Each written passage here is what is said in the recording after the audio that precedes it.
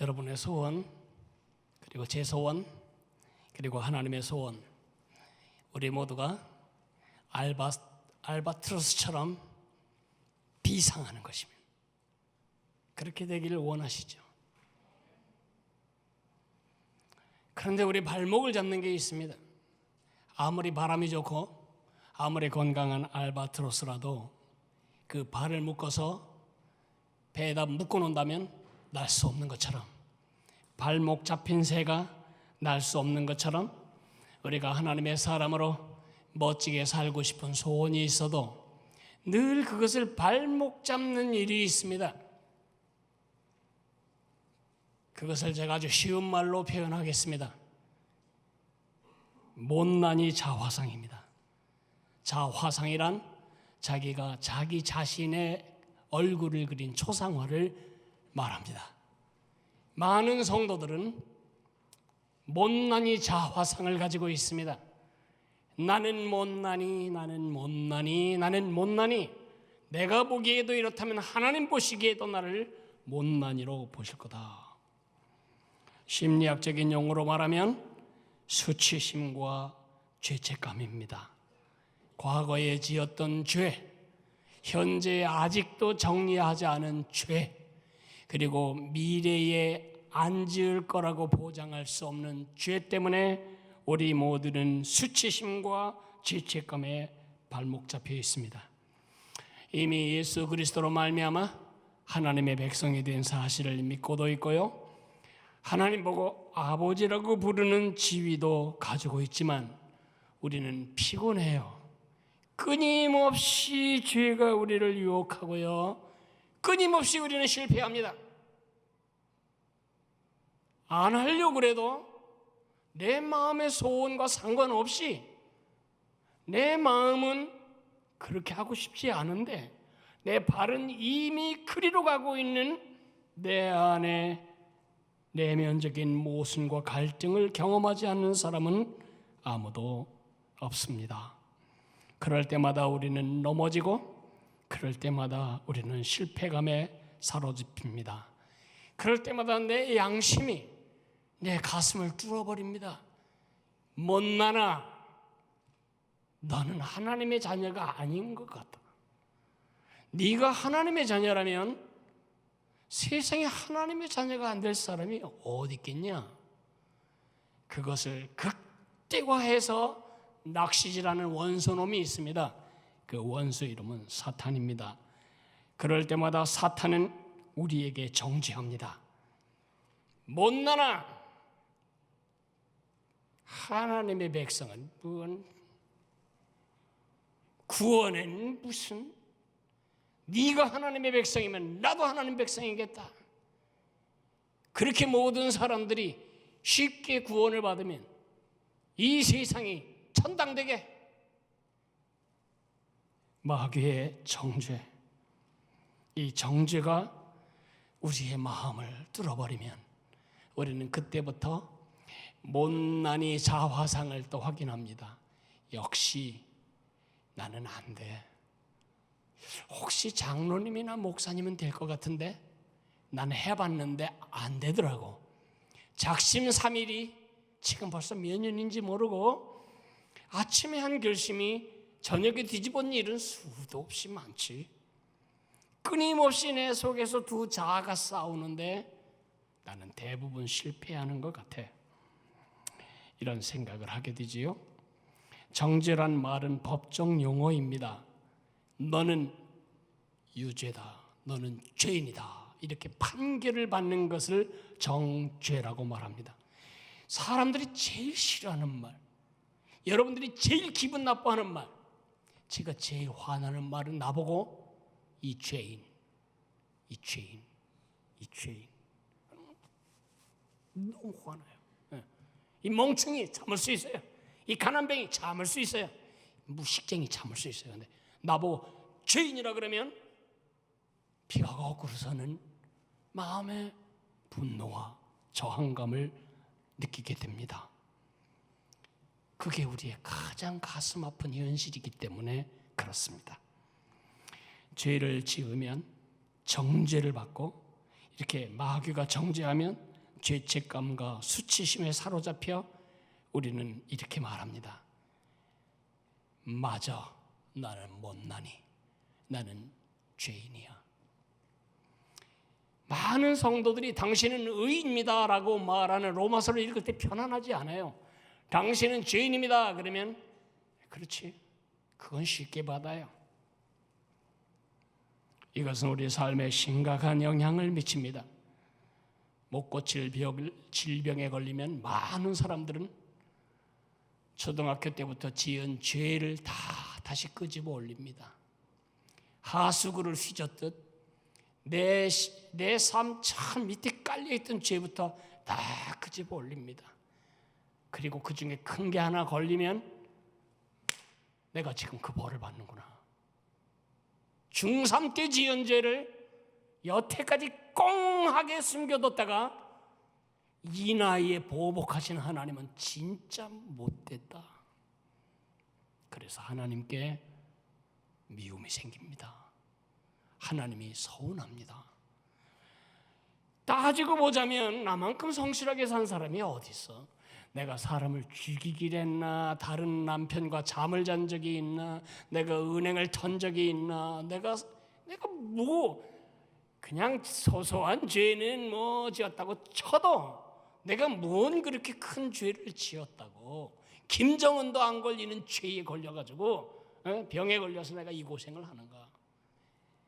뭐가 되죠? 용서의 확신도 없고 자녀됨의 확신도 없고 하나님의 사랑에 대한 확신도 없습니다. 사고만 당해도 하나님이 드디어 나를 죽이시려고 작정하신 거구나. 이렇게 하나님이 나를 벌하시는 하나님, 형벌하시는 판사, 재판장으로 하나님을 둔갑해서 인식하게 됩니다. 그게 바로 사탄의 피싱입니다. 많은 사람들이 보이스 피싱 당할까 봐 두려워해요. 보이스 피싱 당하면 돈이 없어져요. 그러나 스피리추얼 피싱은 돈 없어지는 보이스 피싱과는 상대가 안 되죠. 피해가. 넌 죄인이라도 이 멍청아. 아이고 못나니. 이렇게 말할 때마다 우리는 맞아, 나는 멍청이야, 나는 못나니야. 그런 그 잘못된 자상으로 삶을 망가뜨립니다. 어차피 안 될 거. 예를 들어서 내가 결심하고 회개하고 기도하면 점점 더 나아지는 기분이, 느낌이 있어야 되는데 별로 나아짐이 없이 지속적으로 개가 토한 거 다시 주워 먹고 다시 토하고 토한 거 다시 주워 먹는 것 같은 그런 느낌이 내 마음에 들 때에 우리 모두는 포기합니다. 날기를 포기하고 죄의 백성의 거룩한 정체성과 삶의 원리를 따르기를 포기합니다. 그럴수록 하나님은 더 두려워지고 하나님은 야속하고 하나님과 정이 없습니다. 많은 성도들은 하나님과 친하지 않아요. 기도를 안 하는 이유는 구할 게 없어서가 아니라 하나님과 별로 친하지도 않은데 내가 이런 부탁해도 되나?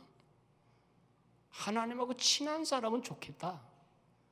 하나님과 나 사이에 유리벽 같은 보이지 않는 장벽을 느끼며 하나님의 아버지 되심을 충만히 누리지도 못하는 삶을 살고 의기소침해 있고 날지 못하는 새처럼 그저 어느 정도 길이 선안에서 나는 듯 했다가 또 떨어지고 나는 듯 했다가 또 떨어지고 그렇게 살아가고 있습니다.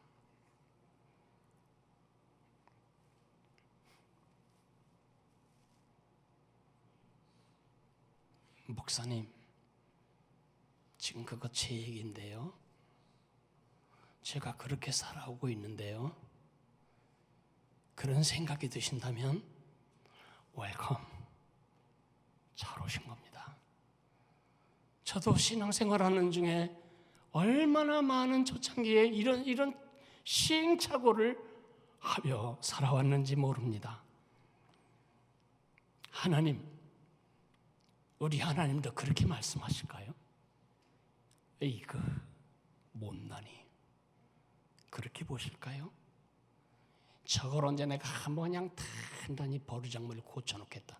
하나님이 그렇게 벼르고 계실까요? 중학교 3학년 때부터 지은 죄를 지부책에 적어놓고 하나하나 언젠가 몰아서 혼내줄 지금 계획을 하고 계실까요? 그렇게 생각하고 있다면 여러분 이미 낚인 겁니다. 하나님 그렇게 말씀하지 않으십니다. 우리 하나님 말씀을 들어볼까요? 로마서 8장 1절에서 4절까지를 다 펴시기 바랍니다.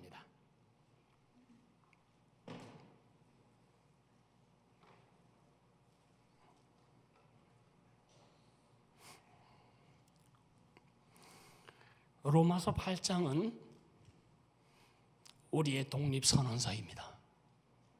그래서 이 귀절 하나하나가 다 우리에게 다 의미가 있습니다. 8장 1절부터 4절까지를 저와 함께 같이 읽어 내려가겠습니다. 그러므로 이제 그리스도 예수 안에 있는 자에게는 결코 정죄함이 없나니 이는 그리스도 예수 안에 있는 생명의 성령의 법이 죄와 사망의 법에서 너를 해방하였습니다.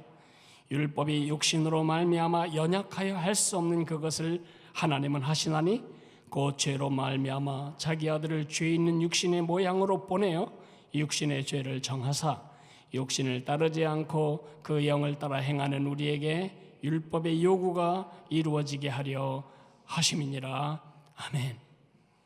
여러분 언젠가 세상을 떠날 때 증조 할아버지가 되든 증조 할머니가 되든 여러분이 살다 죽을 때 죽기 10분 전에 하나님의 말씀을 읽어달라고 그럴 때 어느 성경의 어느 부분을 읽어달라고 하시겠어요? 마태복음 1장의 족보를 읽어달라고 하겠어요? 역대상 수천 개 넘는 이름이 가득한 족보를 읽어달라고 하겠어요? 죽기 전에 읽어달라고 해야 성경은 역시 로마서 8장입니다.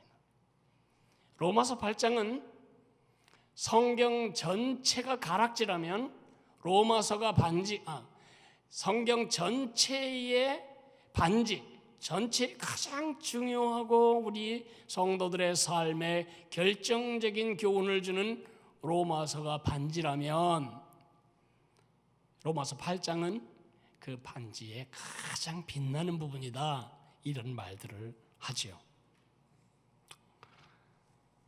오늘 이 독립선언서 주님이 주신 이 말씀을 1절을 한번 다시 읽겠습니다. 시작. 그러므로 이제 그리스도 예수 안에 있는 자에게는 결코 정죄함이 없나니 이 성경이 기록된 원어 성경에는 no condemnation 없나니 정죄 없다 없어 정죄 없어 그렇게 시작합니다. 우리말로 가니까 저 뒤에가 있는데 우리 하나님이 강조하고 싶은 것은 속지 마. 너희는 못나니 죄인이 아니다.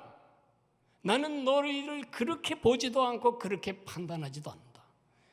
예쁘나 넌 정죄함이 없대도 정죄함이 없다니까.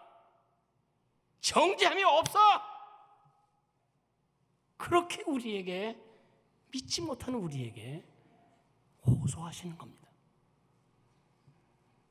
가장 공의로우신 하나님이 그 재판장이 너는 무죄다라고 선고한 우리를 어떤 것도 어떤 사람도 어떤 때도 어떤 존재도 어떤 짓도 너는 죄인이다 정죄할 수 없다는 것입니다. 죄 짓는 중에는 하나님의 자녀됨이 취소되는 거 아닙니다. 영생의 약속이 취소되지 않습니다. 우리를 새롭게 하시는 주님의 작업도 취소되는 것이 아닙니다. 속지 마세요. 예수님을 처음 믿을 땐 이렇습니다. 순종 한 번 하고 반역, 불순종, 죄, 또 순종 한 번 하고. 그러나 점점 우리가 성장해 갈수록 이 주기가 달라집니다. 순종하고 죄짓고, 순종하고 죄짓고, 순종하고. 점점 순종의 길이는 넓어지고 죄 짓는 공간은, 주기는 짧아지는 것입니다. 그러니까 여러분이 죄 짓는 거 분명히 알아요. 죄 안 짓는 사람이 어디 있어요? 죄를 짓지만 그것이 여러분 전체가 아니에요. 날마다 밥 먹듯이 죄에 주저앉아서 날마다 죄 퍼먹고 사는 사람이 아니라는 거죠. 우리가 때로 넘어지지만 우리 항상 잡혀져 있지 않아요. 걸음마를 배우는 아기가 3번 주저앉았다고 병원에 입원시키겠어요? 말 배우는 아가가 몇 번 말을 더듬는다고 장애인으로 등록시키겠냐고요? 하나님의 자녀는 취소되지 않아요. 넘어져도 쓰러져도. 여러분은 어떤 경우에도 죄인으로 분류될 수 없는 사람입니다. 여러분 같으면 그렇게 하겠어요? 아이가 원수처럼 말 안 듣는다고 죽이겠어요? 고발하겠어요? 팔아버리겠어요? 새우잡이 어선에? 그런 엄마 아버지가 어디 있어요? 내가 배 아파 난 아가는 살인범이라도 내 자식이에요. 그건 취소되지 않아요. 우리는 결코 죄인으로 분류되지 않아요. 그것이 바로 그리스도 예수 안에 있는 자에게는 결코 정죄함이 없다는 말입니다. 여러분 중에 양 목사님 그렇게 설교하면 모든 성도들이 마음 놓고 죄짓고 방탕한 삶을 살면 세상이 더러워질 텐데 왜 저렇게 말하나? 안심하고 죄짓게 만들려고 저러나? 천만에요. 반대예요. 여러분의 그 반복되는 죄, 토한 것까지 주워먹는 죄를 끊어버리는 일은 나는 죄에 속한 사람이 아니라는 걸 확신할 때만 가능한 것입니다. 불순종하여 여러분이 죄를 지으면 하나님과의 관계는 끊어지지 않아요. 그러나 하나님과의 교제는 손상돼요. 그래서 무슨 일이 벌어지죠? 말 안 들으면 혼나고 말 안 들으면 매 맞는 것처럼 우리 하나님께 매 맞아요. 거짓말하면 우리 대가 치르게 돼 있어요. 개망신 당할 겁니다. 바람 피고 음란한 짓 하면 우리 병 걸리고 가정 깨져요. 그 대가는 톡톡히 치르게 될 거예요. 그건 벌이 아니고 우리를 죄에서 멀어지게 만들려는 우리 아버지의 교정이고 우리를 키우시는 양육 과정이에요. 그것을 우리는 벌이라고 쓰지 않아요. 벌은 책임을 묻는 것이라면 징계는 세워주기 위한 것입니다. 벌은 과거의 것에 대한 반응이라면 징계는 미래에 벌어질 것에 대한 준비입니다. 우리 하나님께 우리가 징계의 고통을 당합니다. 안심하고 죄를 지으면 안 됩니다. 죄는 언제나 우리를 불행하게 하니까요. 그러나 그럴지라도 하나님과 우리 사이의 자녀 관계, 아버지 관계 끊어지지 않습니다. 그 백성의 신분은 취소되지 않습니다.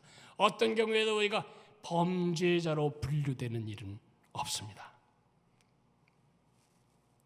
그 이유가 뭐지?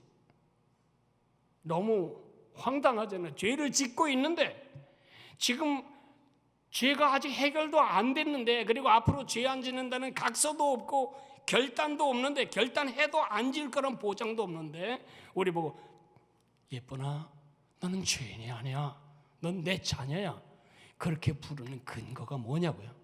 정죄함이 없는 근거를 2절은 이렇게 말합니다. 2절을 같이 읽어볼까요?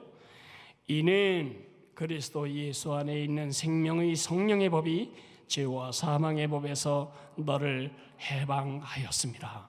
여기 법이라고 하는 것은 어떤 법 조문을 말하는 것은 아닙니다. 죄와 사망의 법 조문을 말하는 게 아니고 이 법이라고 하는 것은 일종의 원리, 권세 이렇게 바꿔서 이해하시면 쉽습니다. 우리는 죄의 권세 아래 있었던 사람들입니다. 우리는 죄의 원리가 지배하는 세상에 살고 있었던 것입니다. 제가 아무리 기도를 많이 해도 3층 꼭대기에 올라가서 떨어지면 저는 다리 부러집니다. 왜냐하면 저는 어디에 묶여있냐 하면 만유인력이라고 하는 원리, 중력의 원리에 지금 잡혀있기 때문이죠. 그러나 제가 무거운 짐을 가지고 인천공항에 가서 비행기에 오르면 3층이 아니라 1만 미터 위에서 날라도 잘 안 떨어집니다. 그죠? 우리가 어떻게 정죄함이 없는 존재가 되었는가? 그것은 2절에 말씀하신 대로 우리 하나님이 무죄 석방했는데 죄와 사망의 원리에 사로잡혀 있던 우리 하나님이 해방하셨기 때문이라고 말합니다.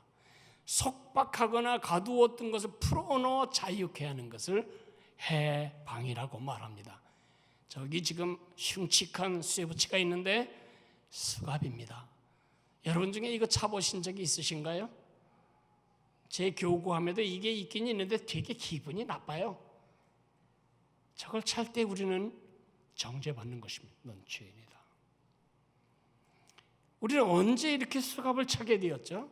언제 죄가 우리를 마음대로 지배하고 끌고 다니고 충동질하고 우리를 비참하게 만드는 데까지 휘짓고 다니게 되었죠?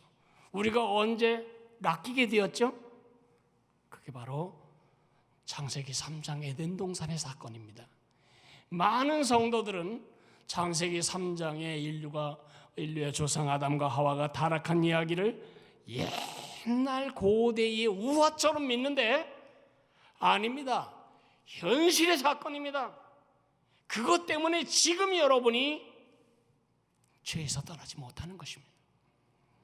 우리가 죄인의 자식으로 태어난 죄인으로서 우리는 평형 상태에 있지 못하고 우리는 기울어져 있습니다.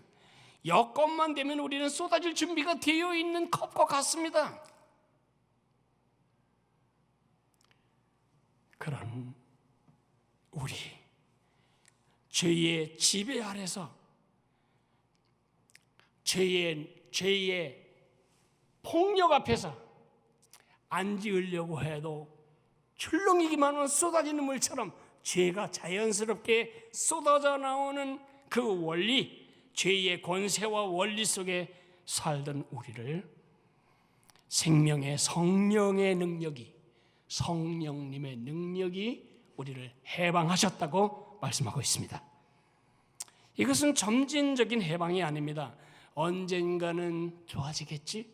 아닙니다. 이것은 믿는 순간에 더 이상 정죄가 없는, 더 이상 죄의 권세가 주장하지 못하는 신분이 됩니다. 제가 노예로 팔렸는데 어떤 분이 저를 너무 불쌍히 여겨서 제 노예 몸값을 지불을 하고 저를 풀어줬다면 누구도 더 이상 저를 이리와 저리가 그렇게 할 권리가 없는 것입니다. 더구나 돈을 받은 그 저의 이전 주인은 저에게 아무 권리가 없는 거잖아요. 권리가 없어요. 예수님이 십자가에 죽으시고 다시 살아나시고 승천하시고 성령으로 다시 오셔서 시간과 공간의 제약을 받지 않은 우리의 구주로 이 땅에 오셔서 여러분과 나를 만나 주셨습니다. 그 예수님을 나의 구세주로 영접할 때에 2000년 전 십자가에서 다 이루었다고 말씀하신 주님의 죄의 값이, 그 완전한 지불이 우리의 것으로 적용이 되는 순간 우리는 그 순간 죄와 사망의 보에서 해방되는 것입니다. 그것은 유동적이고 조건부 적용적이 아닙니다. 확정적입니다. 우리 이런 말 잘 쓰죠. 엄마나 핸드폰 사줄 거야? 하는 거 봐서. 하나님이 저 자녀 삼아 주실 거죠? 하는 거 봐서. 하는 거 봐서 우리를 그의 자녀로 삼으신다면 제가 확언합니다. 이 땅에 하나님 자녀 될 사람은 단 한 인간도 없습니다.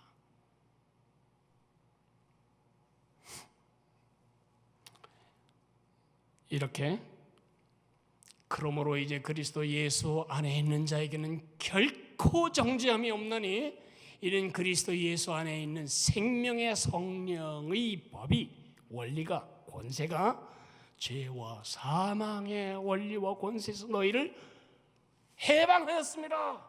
우리는 석방된 사람입니다. 그걸 믿어야 한다고 말씀하시는 겁니다. 그것은 죄가 없다는 뜻이 아닙니다. 죄가 왜 없어요? 생각나지 않을 뿐이지 우리가 하나님의 기준에 어긋나는 게 얼마나 많아요. 생각하는 것, 말하는 것, 태도, 처신 속에 하나님 거룩함에 합치하지 못하는 게 얼마나 많아요. 죄가 없다는 뜻이 아닙니다. 정죄받을 이유가 없다는 것을 말하지도 않습니다. 우리가 실패하지 않는다는 것을 말하지도 않습니다. 좌절할 일이 없다는 것을 말하지도 않습니다. 징계받을 짓을 다시는 안 한다는 뜻도 아닙니다. 다시는 죄책감을 느낄 엉뚱한 짓을 안 한다고 말하는 것도 아닙니다. 여러분, 우리가 죄를 지을 때 그 죄에는 두 가지의 결과가 따릅니다. 하나는 죄의 책임, 그걸 죄책이라고 하고 또 하나는 죄의 오염, 두 가지가 남습니다. 죄의 책임, 십자가에서 다 끝났습니다. 예수님을 내 구세주와 주님으로 믿는 순간 내가 지불해야 할 모든 죄를 예수님이 십자가에서 다 뒤집어 쓰고 돌아가셨기 때문에 우리는 더 이상 그 책임을 나도 조금 져야 되지 않겠어요? 그러면 그렇게 할 필요도 없고 할 수도 없습니다. 그러나 여러분과 내 속에는 죄의 오염이 남아 있습니다. 제가 1981년에 허파 수술을 했는데 그게 얼마나 오래된 일인데 40년이 지난 지금에도 그때 그 후유증으로 늘 가래와 기침 속에 그렇게 그냥 후유증을 시달리며 살죠. 응? 여러분, 오염이라고 하는 것은 아주 우리 속 깊이 스며 있어서 잔불 같은 죄가 끝도 한도 없이 우리를 괴롭히게 됩니다. 전쟁의 승리, 그것은 고지를 점령할 때 끝납니다. 그러나 빨치산들은 아직도 많이 숨어 있어요. 동굴에 숨어 있고 골짜기에 숨어 있다고요. 빨치산을 소탕하는 것은 상당한 시간이 걸려야 빨치산들이 소탕되는 것처럼 우리 속에 남아있는 죄의 오염이 우리에게서 걷어질 때까지는 시간이 얼마나 걸리냐고요? 죽는 날까지 가야 돼요. 죽는 날까지.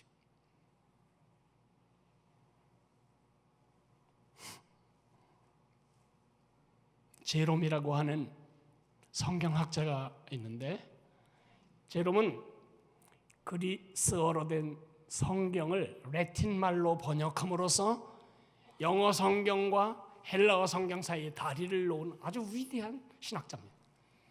주님을 사랑했고요. 주님의 뜻대로 살고 싶어 했어요.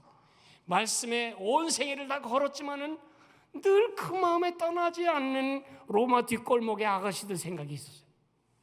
그래서 나는 이대로는 안 되겠다. 로마를 떠나야 되겠다.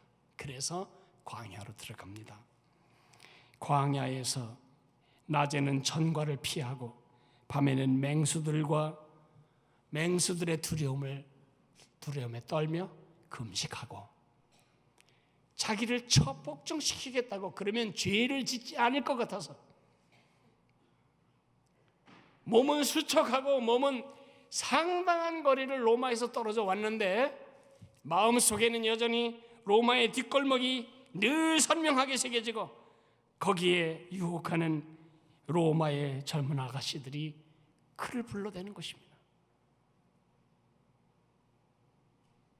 우리도 그렇게 말할 수밖에 없어요. 죄는 우리 마음속에 있는 것입니다.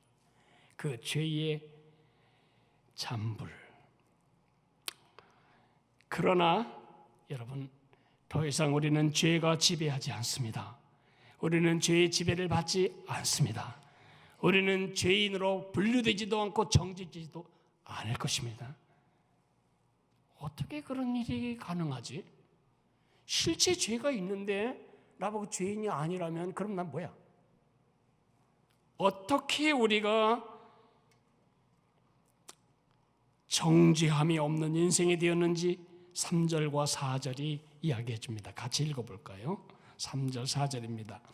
율법이 육신으로 말미암아 연약하여 할 수 없는 그것을 하나님은 하시나니 그 죄로 말미암아 자기 아들을 죄 있는 육신의 모양으로 보내어 육신의 죄를 정하사 육신을 따르지 않고 그 영을 따라 행하는 우리에게 율법의 요구가 이루어지게 하려 하심이니라. 말이 굉장히 복잡해 보이지만 아주 간결한 이야기를 하고 있습니다. 하나님의 법은 완전하지만 그 법을 지켜서 우리가 구원받을 수 없어요. 법을 다 지킬 수가 없어요. 대한민국의 수많은 법 중에 제가 도둑질하는 죄 하나만 범해도 나는 빨간 줄이 갑니다. 나는 죄인으로 정죄됩니다. 하나님의 그 완전한 법, 그 법에는 문제가 없어요. 마치 자동차에 문제가 없는 것과 같아요. 그런데 시동을 걸어도 걸리지 않고 경적을 울려도 울려지지 않고 아무 일도 벌어지지 않는 이유는 뭘까요? 배터리가 죽었을 때. 배터리가 죽으면 어느 것도 작동하지 않는 거죠. 우리 내부적인 결함, 우리가 원죄를 가지고 태어나 있기 때문에 과거에도 죄를 지었고 현재에도 죄를 짓고 미래에도 죄를 안 지을 수가 없는 상태가 되었다고 말하고 있는 것입니다. 여러분이 다 죄를 미워하는 것 제가 알고 여러분이 죄를 안 짓겠다고 결심하는 그 마음도 이해합니다.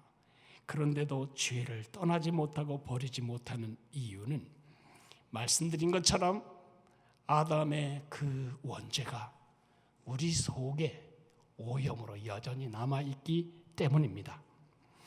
그런 하나님의 법을 지켜서는 도무지 하나님과 바른 관계를 유지할 수 없는 우리를 불쌍히 여겨서 하나님이 특단의 대책을 세우셨습니다. 하나님이 세상을 이처럼 사랑하사 독생자를 주셨으니 이는 저를 믿는 자마다 멸망하지 않고 영생을 얻게 하려 하심이니라. 예수님이 사람의 몸을 입으시고 성경이 말한 것처럼 자기 아들을 죄 있는 육신의 모양으로 보내어 육신의 죄를 뒤집어 씌우시고 십자가에 정죄하시고 죽이시고 처벌하심으로 우리가 받아야 할 죽음, 형벌을 대신 갚으신 것입니다. 그분이 우리의 몸값을 지불하신 것입니다. 예수님이 돌아가실 때에 다 이루었다 말씀하실 때 그리스 말로 테텔레스타이, 상인들이 쓰는 용어입니다. 지불 완료. 우리의 몸값이 이미 지불되었기 때문에 더 이상 우리는 이전 주인에게 눈치 볼 일이 아무것도 없는 것입니다. 말씀을 조금 이제 오므려야 되겠습니다. 죄의 오염 때문에 죄를 안 지을 수가 없다. 그리고 죄를 지을 때마다 두 개의 소리가 내 귀에 선고를 내립니다. 첫째 소리는 사탄의 소리입니다. 못나나, 넌 죄인이라니까. 너 같은 게 하나님 자녀면 나 같은 것도 하나님 자녀가 되겠다. 구원 같은 말 하고 있네. 너는 들키지 않아서 그러지 감옥 갈 사람이 이 사람아. 그럴 때마다 우리 마음에 나는 못나니, 죽었다 해도 안 될 인간, 나는 못나니, 그렇게 받아들이면 여러분 낚이는 건 또 하나 소리가 있습니다. 하나님입니다. 속지 마라. 예쁘나 속지 마라.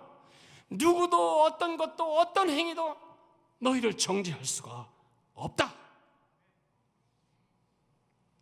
너는 무죄 석방되었고 너는 내 아들 예수 그리스도의 피값으로 이미 네가 지불해야 할 대가를 지불받았다.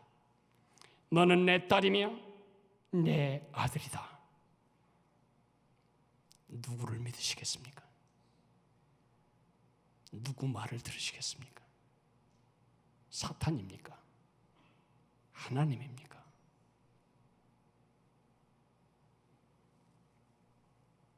정말 알바트로스처럼 날고 싶으신가요?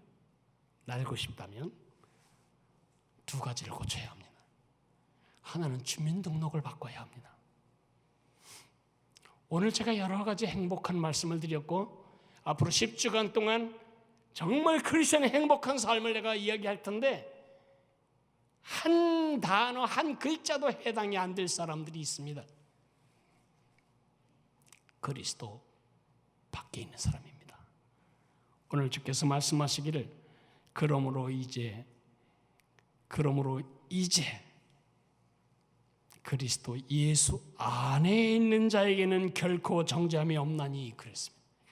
예수 밖에 있는 사람에겐 지금 한 모든 말이 하나도 적용이 되지 않습니다. 혹시 이 자리에 내가 교회는 몇 번 와봤지만 내가 예수님을 나의 구세주, 저 십자가 사건이 나의 사건이라고 받아들인 적이 없다. 그러신 분들은 조금 이따 우리 찬양하고 기도할 때에 다른 기도하지 말고 예수님, 나는 예수님을 믿습니다. 나를 위해 죽으신 것으로 저는 믿습니다. 내 안에 들어오셔서 나의 왕이 되어 주십시오. 그렇게 예수님을 맞아 주십시오. 이미 예수님 안에 있는 사람들에게 제가 말합니다. 날고 싶으신가요? 알바트로스처럼 자화상을 교체하십시오. 나는 못나니, 나는 안 될 인간, 해도 실패만 하는 인간, 난 DNA가 이상이 있는 인간, 그렇게 정돈되어 있었다면 여러분 절대로 날지 못합니다. 어떻게 하라고요? 나는 예쁘니 자화상을 바꿔야 합니다. 조금 있다가 찬양하고 기도할 때에 다른 기도하지 말고 주님, 저는 더 이상 저를 보고 못난이라고 하지 않을 겁니다. 하나님이 나를 보시듯 난 볼 겁니다. 마귀가 보듯 보지 않을 것입니다. 나의 존재를 마귀의 정의대로 정의하지 않을 것입니다. 선언을 하시기 바랍니다. 아멘. 우리 다 같이 일어나서 들은 말씀을 순종하려는 결단을 가지고 찬양부터 합시다.